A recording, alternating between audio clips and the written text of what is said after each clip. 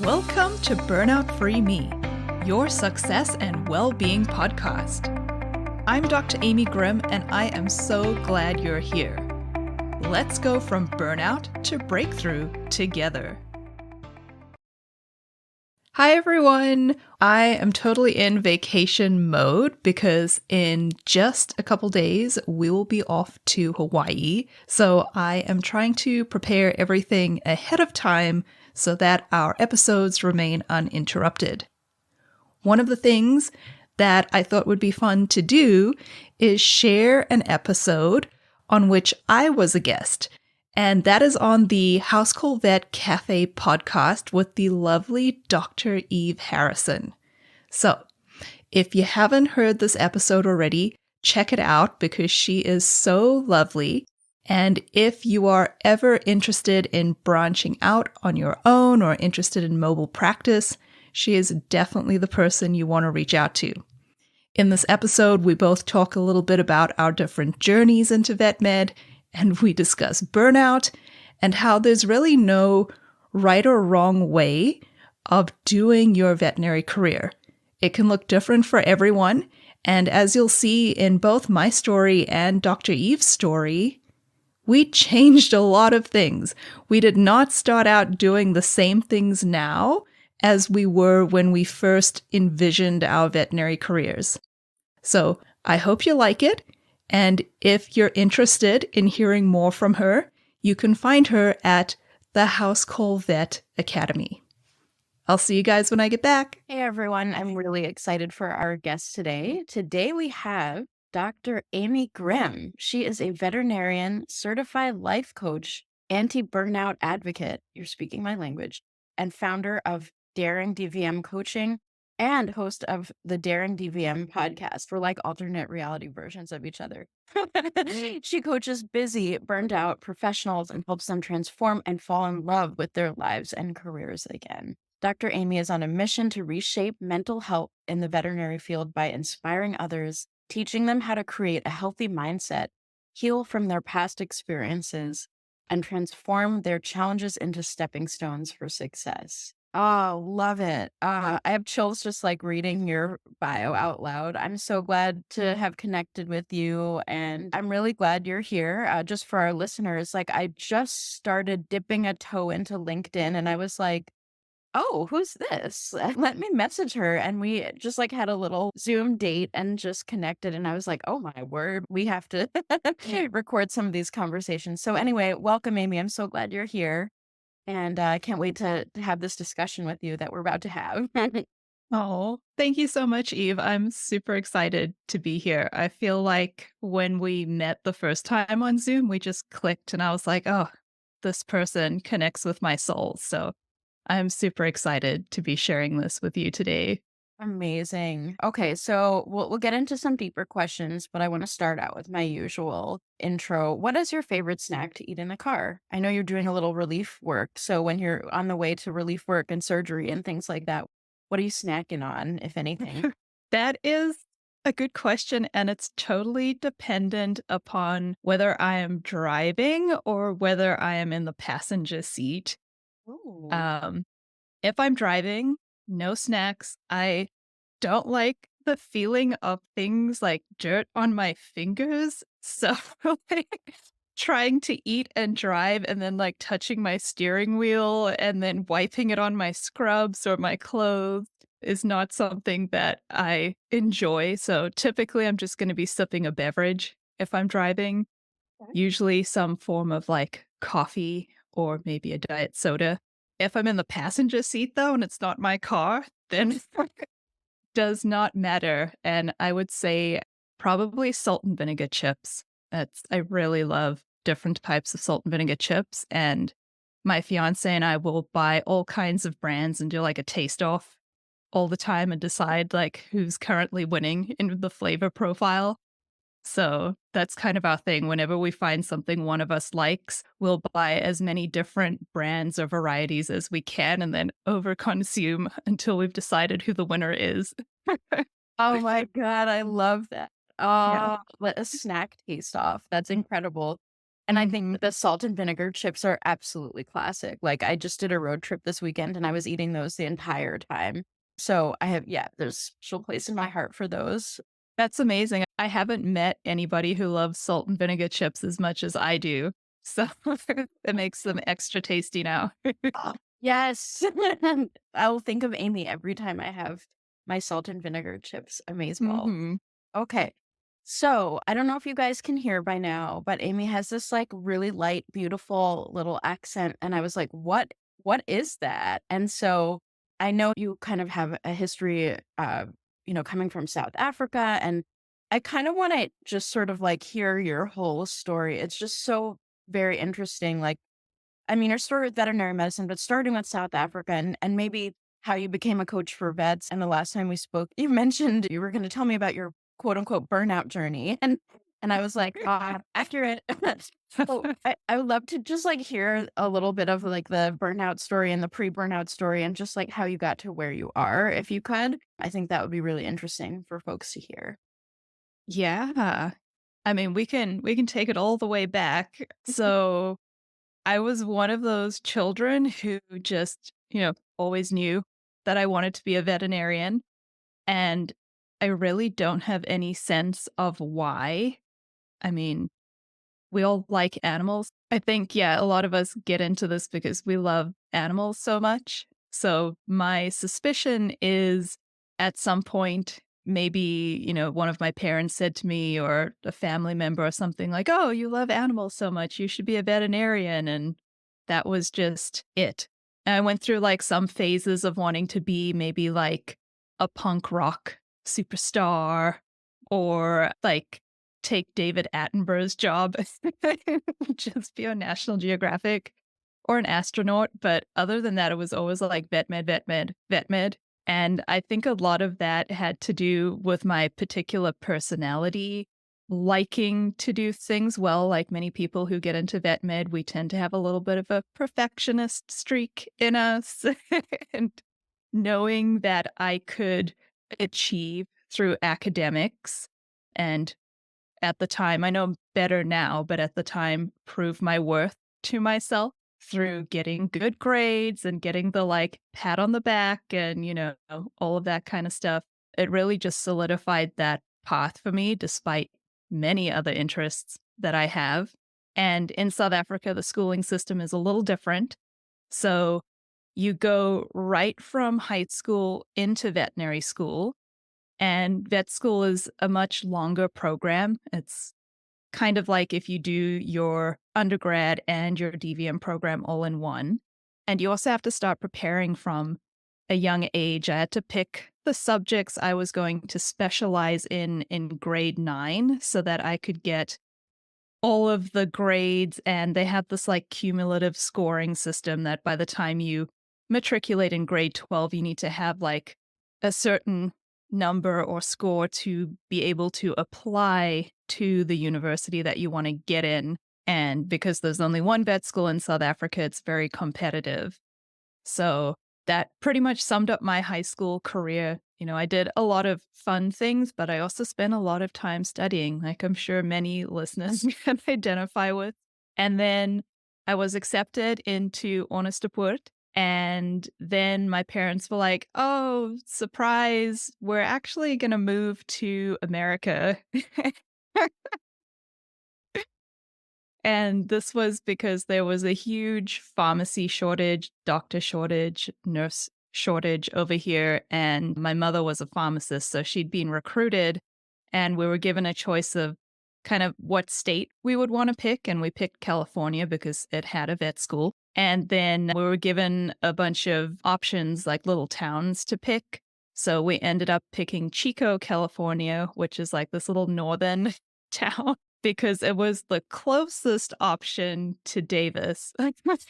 So what little information we had at the time, we were like, sure, like she could probably live at home and drive to school and it'll be fine. It was not like that at all. But yeah, once I got here, that was a big shock because I never had to do prior work experience or volunteer hours or really even know anything about the job before applying to vet school. So coming here, I had a lot of catch up to do because there's so many people out there who have like hours and hours of volunteer experience or work experience that they're using for their applications. So I ended up going to a community college because out of state tuition is very, very expensive. So I did that for a few years and then used a transfer agreement to get over to Davis to complete that. And then I ended up taking a gap year because I still needed more work experience before I could apply to vet school. So I finally got into vet school in 2010, and we moved here 2005. So it wasn't a super long journey, but it did take probably a lot more time than I had anticipated on my like scheduled get there kind of journey. Yeah, I mean, what a like a twist of the plan. And also how kind of like amazing and sweet that your family moved to California to be closer to Davis so that you could go to vet school. Like that's like such a sweet honoring of your dreams and continuing to make it happen despite the shift in the plan and like, oh, we'll just add another 5 years in where you can do vet school while you were like poised on the brink of starting vet school in South Africa. So like surprise 5 more years. But hey, anyway, yeah, so that's such an interesting path. And yeah, I find that really, really fascinating and your dedication that carried you through that. Yeah, and I mean, like you were saying before, the dedication of my parents. I mean, there's so many times when you're that age, like teenager, early 20s, and it's kind of like, this is just what I expect my parents to do for me. And looking back on it, you're like, wow, like they did all that for me. And even just the financial sacrifices of moving here. And I don't remember exactly what the exchange rate was at the time, but I mean, it usually can be anywhere from like 15 to 18 Rand to the dollar. So moving here and giving up one kind of life for another, and then trying to make sure that your children can still do the things that they were set up to do back in their home country. I don't even think to this day I could truly appreciate or fathom, all of the sacrifices and things that they made for that to happen. So beautiful. Oh, wow. Yeah, yeah. I'm thinking back to like an ex actually that I had who moved here from. His family was from Serbia, but they lived in Zimbabwe and they had moved to the US. Well, I don't know. I can't even remember. I don't even know why I'm mentioning this, but it's just like there's some parallels there in the way that the family had to shift. And it just seemed like there was a similar story there in the amount of sacrifice and unknown that is involved in moving from one country to another, especially like intercontinental while you have children. It's just such a fascinating and like a unique experience that not many people that I know have as either the child or the parent. And so I don't know, that's just very captivating to me. Really, Mhm. really interesting. And it's very beautiful to hear about how your parents supported you through that and how you were able to receive that support. I love that. Yeah, and I mean, it to me, it's so funny because I wouldn't have had these kinds of opportunities had we stayed in South Africa. And then you come over here and you almost take them for granted. And I remember, being in college and there's all these like study abroad programs, and you could go to like Italy for the summer or Germany or wherever. And I was so excited. And my mother's like, "You are studying abroad." So funny. Yeah. I was like, okay, gotcha. I guess so. So tell me a little bit about okay, so how does it get to the burnout journey part? Like, so you currently are doing relief and you mentioned your jam is surgery. So I'm curious how you got there. And then from there, how did you get to the coaching? Yeah. So, just like all of us, busted ass in vet school, trying to do all the things. And I actually went in with the intention of doing more like public health and research. I did a lot of wildlife and population health and management, did some like NIH work, biomedical type of stuff. And then realized that if I really wanted to get into wildlife medicine, it was not going to come with the kind of paycheck that was going to help me pay back school loans. So I ended up going into private practice. And I think that was probably one of the very first steps to starting this burnout journey because that wasn't my underlying passion of why I ever got into vet med. Yeah. And, Yeah. mhm. Oh And boy, my what intention was do, 3 to 5 years of small animal, make some money, solidify my medical knowledge, get better at all the things that I've just learned.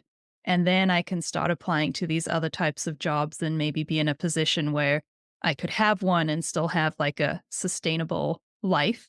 And yeah, it just, no matter where I went, what job I had, I was an associate at multiple hospitals. I was a medical director for a few years. I still just had this like missing piece. And I think I was trying to like fill myself with stuff that wasn't helping, if that makes sense. Mhm. So, Yep. and then a lot of just the problems that we tend to face and we don't really know how to deal with it, like the pressure of always saying yes, squeezing in one more appointment, staying late.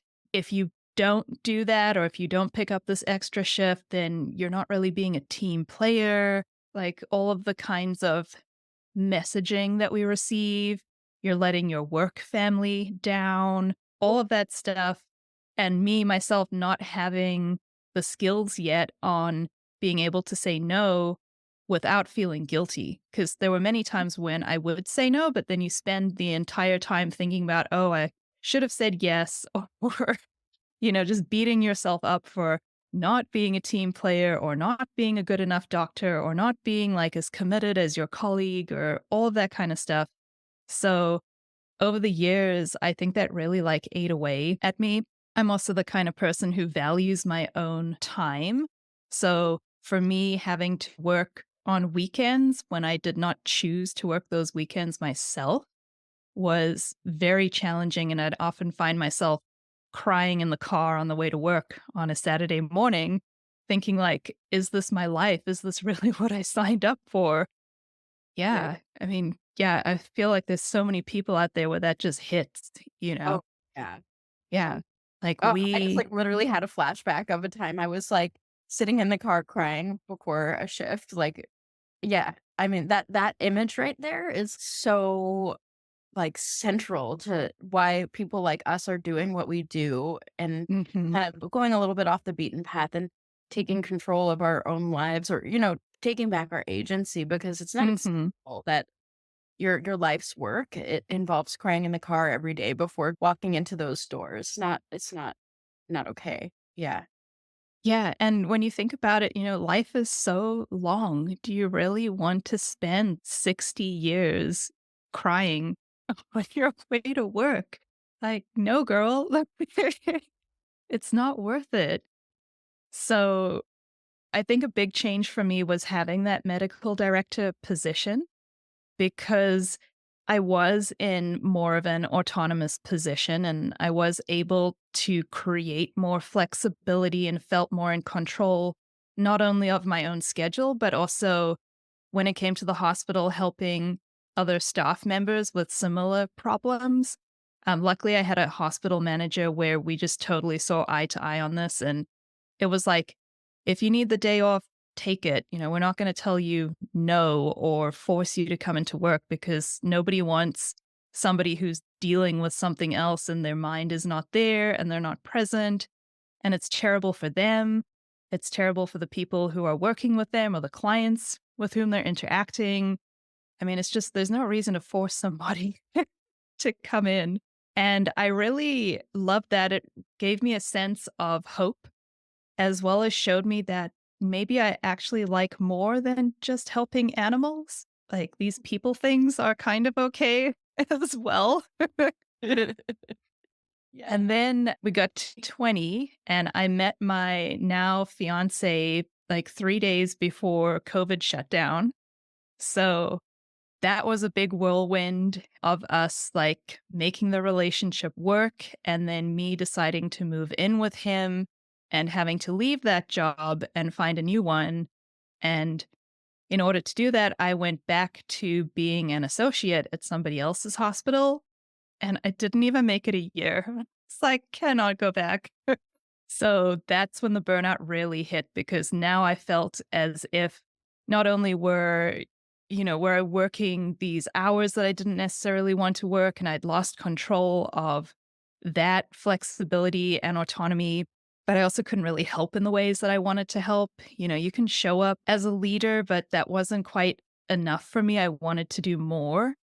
And I ended up quitting and not actually doing anything for a while because I was just burned out. And by burned out, I mean not just the medical things that we face and our schedules and everything, but just burned out for myself, like not knowing how to deal with this, trying to fill the void with things that aren't helping, just not being able to really like rejuvenate my mind, my sense of self.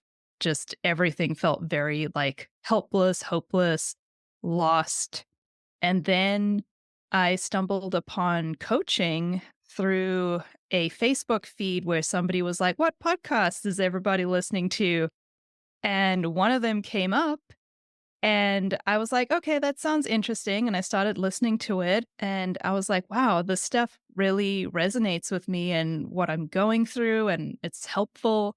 And then I found the person who had taught and certified that podcaster and ended up going to their school for training. So that was Brooke Castillo through the Life Coach School. And I became a certified coach. And during that time, I still had bills to pay. So I started doing relief. And it kind of started out as a big hot mess at the time because I didn't quite know what I was doing and like what I actually wanted to do. And dipping my toe back into the workforce didn't quite feel great yet. But as I was doing my own self work and going through the certification program and learning all of these coaching tools, I was like, oh, I can actually figure out a way to make this a career that I like and that is sustainable for me. And one of the things that I really do love is surgery. So I decided that, cool, I'm only going to do surgery as a relief vet. And since then, I've never looked back. So I do that. And then I do the coaching to help other people figure out what their, happy, healthy, sustainable life is going to look like. Oh, unbelievable. That's absolutely amazing. I love how that all came together. And I love your journey to coaching that you're like in this place of need, searching and looking for direction. And you just followed the path that was literally unfolding before you. And you were just like, who's that podcast coach? Okay. All right. I absolutely love that. And in our conversation that we had before this call, you had asked me a little bit about my coaching pathway. And I was like, wow, I hadn't even thought about that. And I thought I would just tell everyone a little bit about my path also through coaching because it's actually quite different from yours. There's overlap, obviously, of like the place where I was like very receptive to like, help, I need help. Something's really wrong here. And it was, I mean, incident like it's crazy that my ex fiance just like keeps coming up in this conversation, but for some reason he is. So I was actually with him at some weird, like witchy event. It was like the middle of the night, and there were all of these artisans and spiritual crafting people and tarot card readers and, like ecstatic dance and just like crazy stuff. Like this wasn't my scene at the time. It actually is more now than it was at the time, probably because of this path that I went on. But I had a tarot card reading with a woman who just had something about her that was like captivating to me and just really authentically spiritual, like in a way I had never seen before. I was like, I trust her. Like, I trust something about her. And she gave me this really beautiful tarot card reading. And she's actually the person that I continued to work with as a coach. It was more in the spiritual realm than necessarily like the neuro, what's the word? Polyvagal Yeah, that less world. but yeah, exactly. She wasn't quite in the polyvagal world, but more in like the very deep spiritual, like oracle, just like stuff that was like beyond me, plant medicine. I was like, holy shit, you're for real. What is all this? And she really, really helped me with my boundaries and just like got me to place. I already had my house call practice, but she really, really, I owe her a lot of gratitude because she took the path I was on, which was like walking my own path and like creating my own life and walking away from all this burnout and this like team player nonsense. Like, but she helped me really tap into like who I am, what I really want out of my path, and just really helped me maximize it. And very incidentally, I was just also like so weird. Like these memories are coming up as I'm talking to you. I don't know why, but that's what's happening. She actually did another tarot card reading for me early in 2020 or shortly before 2020 that said, "You're going to do something really big." And I'm like, huh, I don't know what that would possibly be. But as I was pondering, like, what could I possibly do that would be really big? The idea of the Housecall Vet Academy came to me as a direct result of that tarot card reading. And the way I see it, it's sort of like tarot is more like it's a reflection of what's within you, like what you have to share, what wants to come out. It just gives you a new framework to recognize what's already there.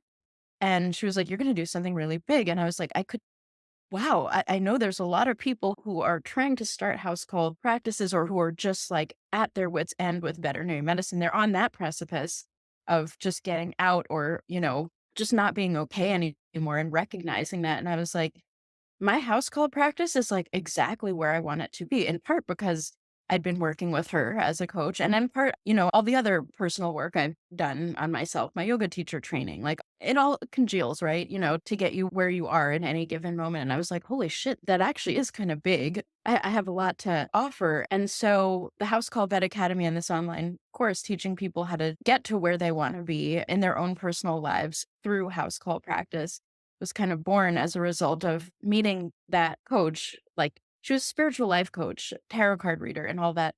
But I worked with her for years. Not anymore. I've kind of shifted a little more in your direction, more towards the neurological, polyvagal, mind body connection in the scientific way. It's just all very interesting to me. And I've kind of shifted a little bit in that direction when I think of coaching. But yeah, so I really appreciated that you'd asked me that question in our last conversation. And I thought I would just explore it a little bit. And then my coaching sort of shifted a little bit more towards the practical, like, how do you start a house call practice? Like a little bit more into the business. And it's very much for my own coaching experience, being coached, and also just my own lessons learned along the way. So I didn't have like this formal training the way you have. And I really, really respect that. And sometimes I'm like, oh shit, maybe I should do that. But it's really interesting. They're just like really different and interesting and inherently valuable in their own ways, styles of coaching. So thank you for telling me your story and thank you for asking about mine. And I'm really interested to hear a little bit more about the polyvagal. Like, what is that? Tell everyone about polyvagal theory and a little bit about how you work and what's interesting to you.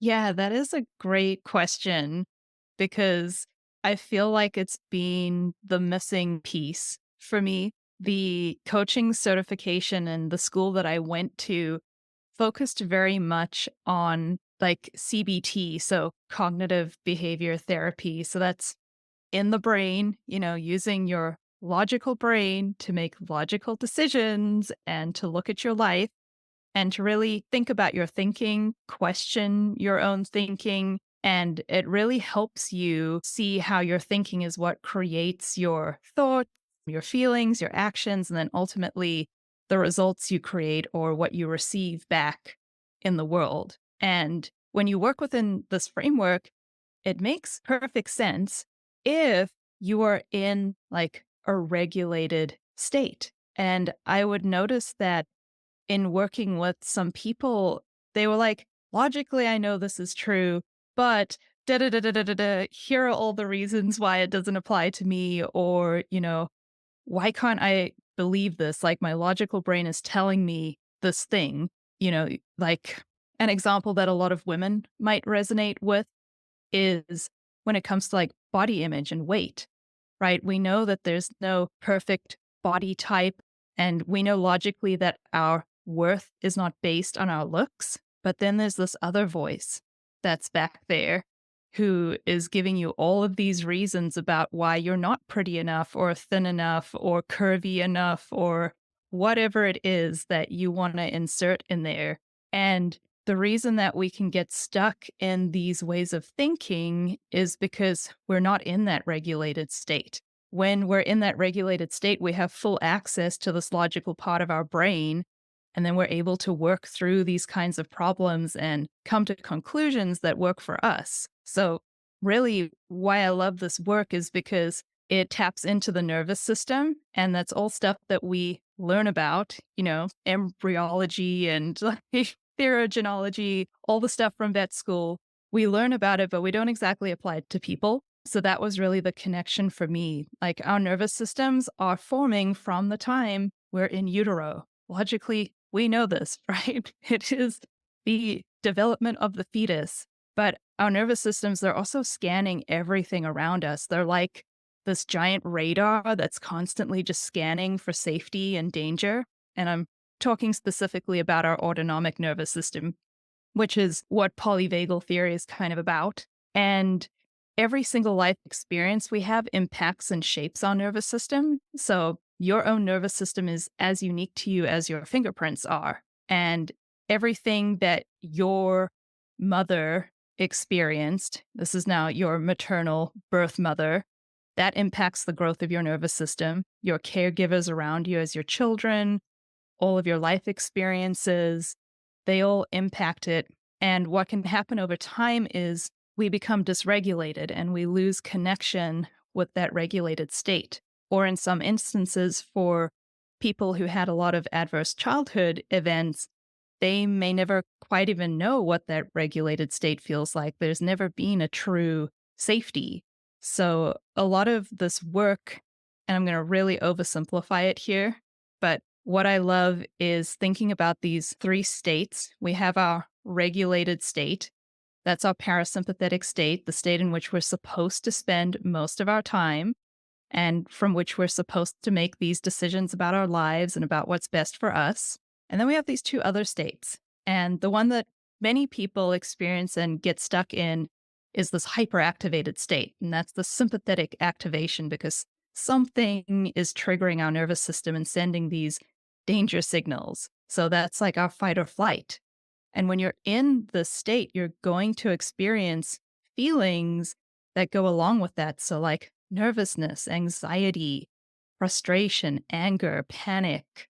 And we get so used to this that we start saying things like, oh, I'm just an anxious person, or oh, I just get nervous, or oh, I snap easily.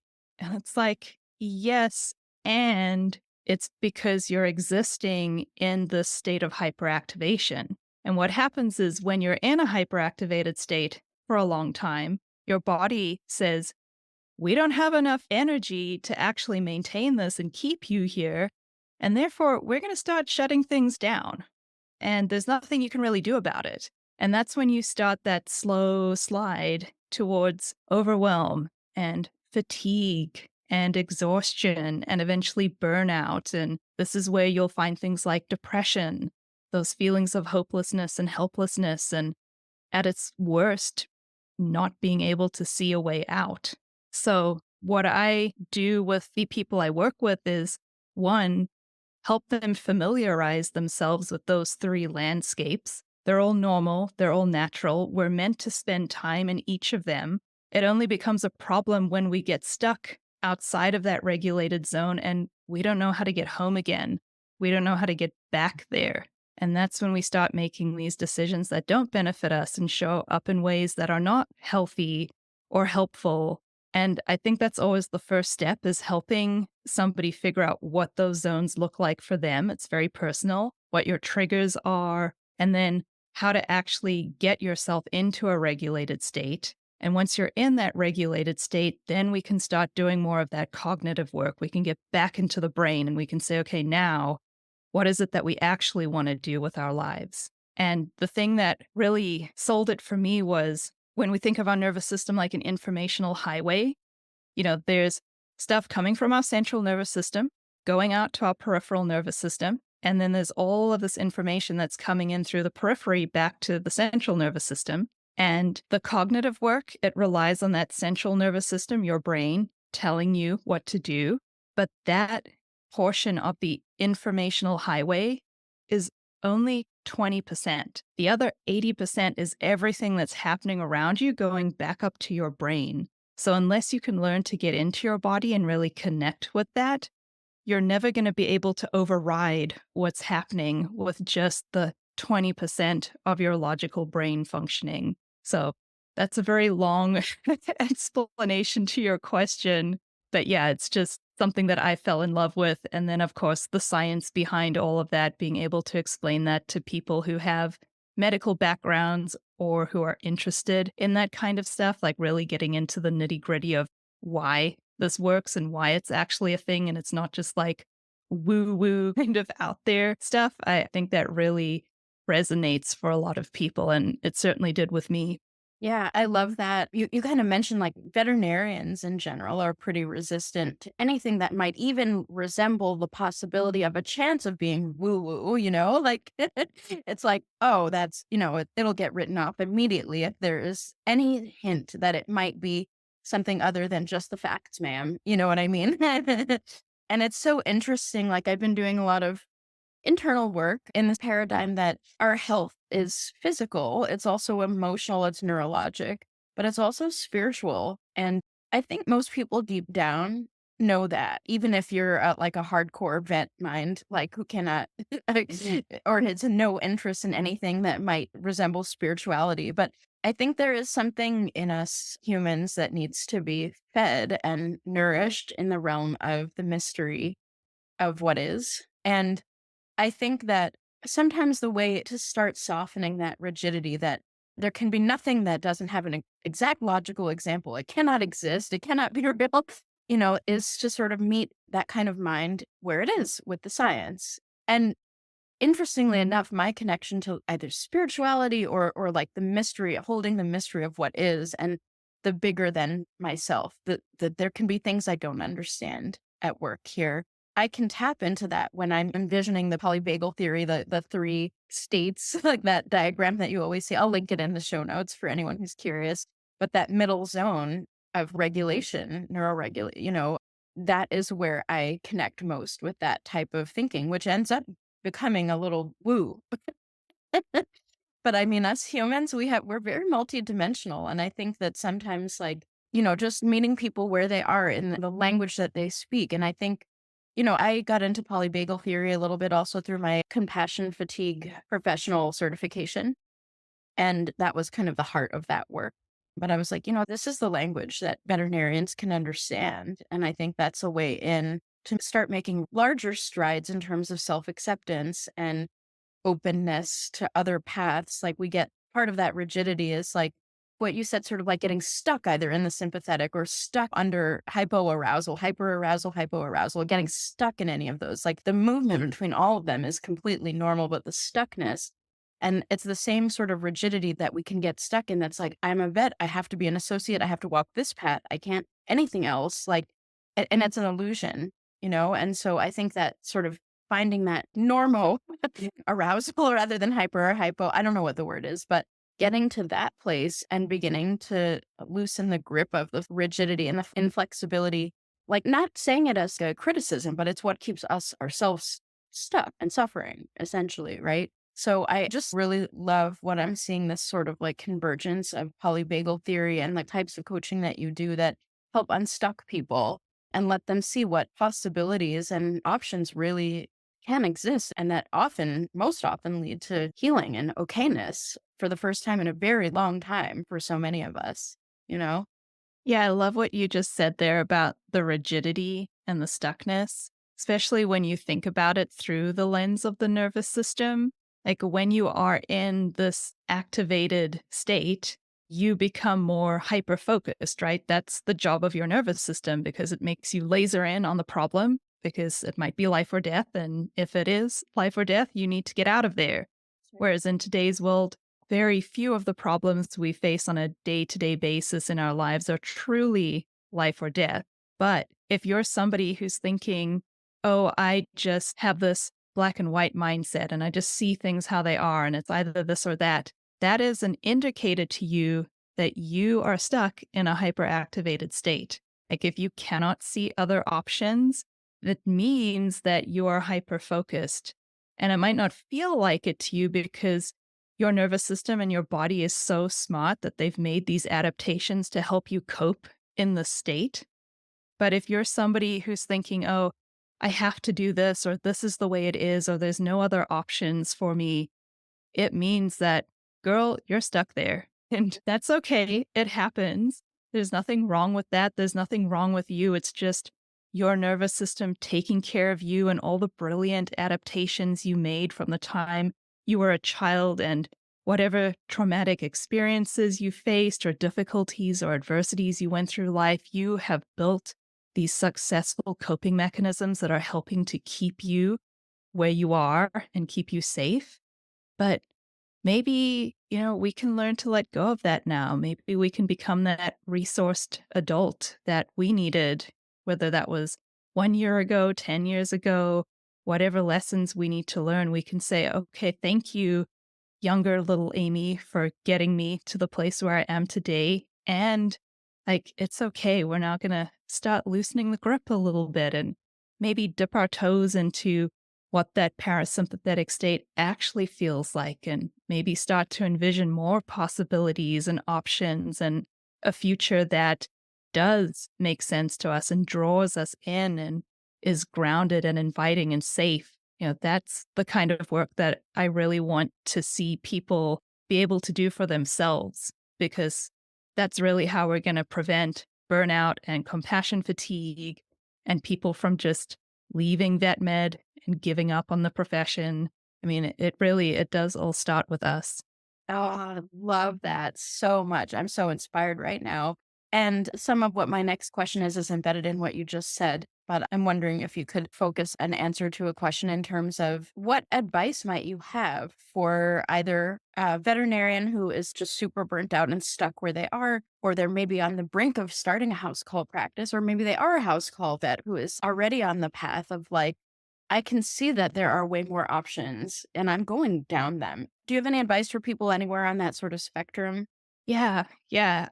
For the people who are feeling the stuckness, that maybe hopelessness, that burned out, fatigued, exhausted, just know that it is okay. It's okay to not feel okay. There's nothing wrong with you. You didn't do anything wrong to get yourself in this position. This is just your body and your nervous system trying to take care of you and sending you a signal that says, hey, things have got to change.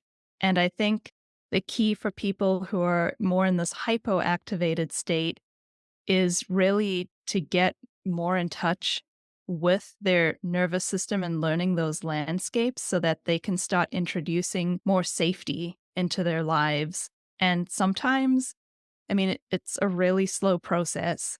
And a lot of times, because you're adding energy into your system, per se, it can feel unsafe because you're sort of activating yourself. And many times people, they just don't have the energy to put that into themselves.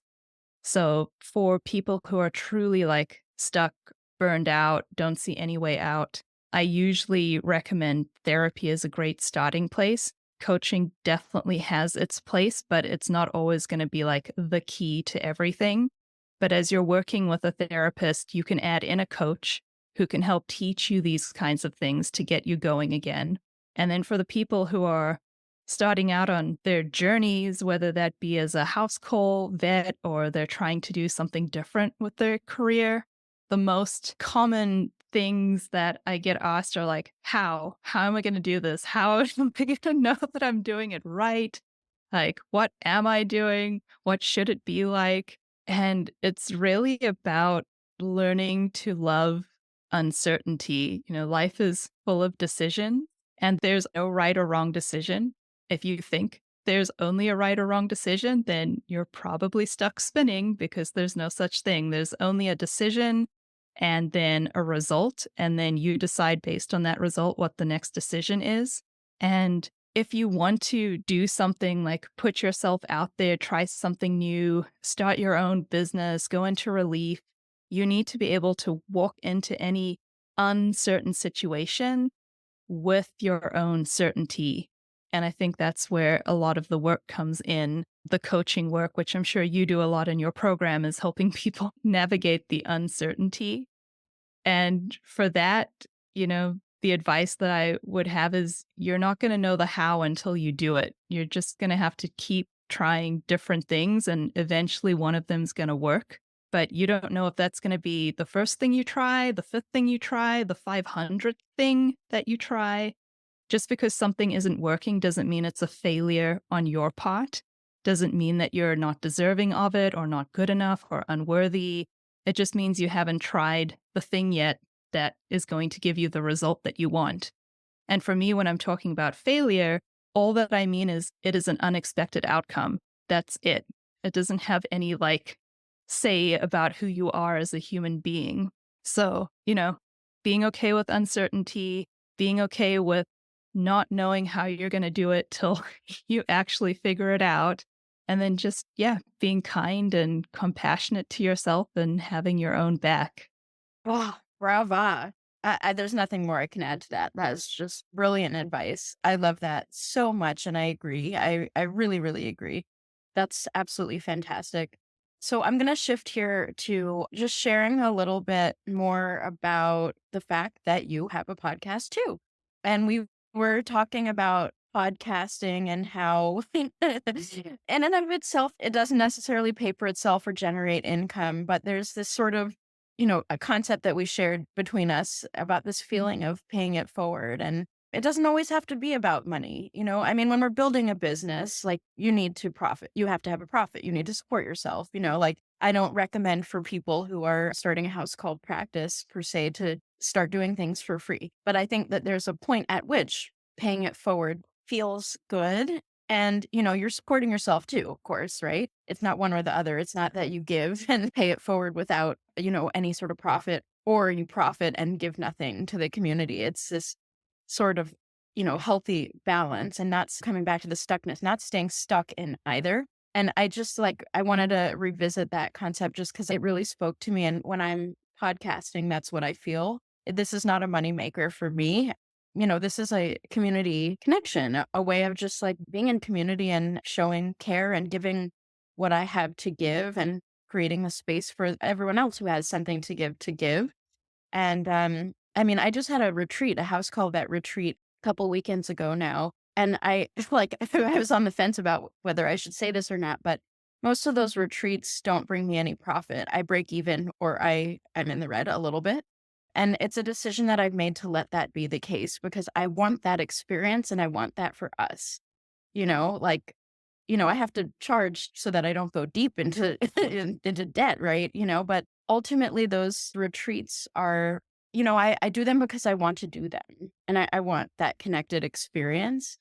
And, you know, I make money in every other aspect of my business. So there are places that I sort of let the guard down and be like, the profit here is not financial, the profit is emotional, and the profit is bigger than a quantifiable thing. And so I just really appreciate that you had said that before, and wanted to kind of open it up and see if you had any other thoughts on that subject.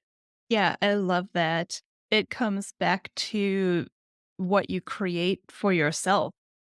And, you get to decide what your measurements of success are. So if you're starting a house call practice or any other kind of business, yes, making money is going to be a marker of success, but it's often not the first result that you see, before you become really profitable, when you have yourself in the green all the time, you are going to hit other markers of success along the way.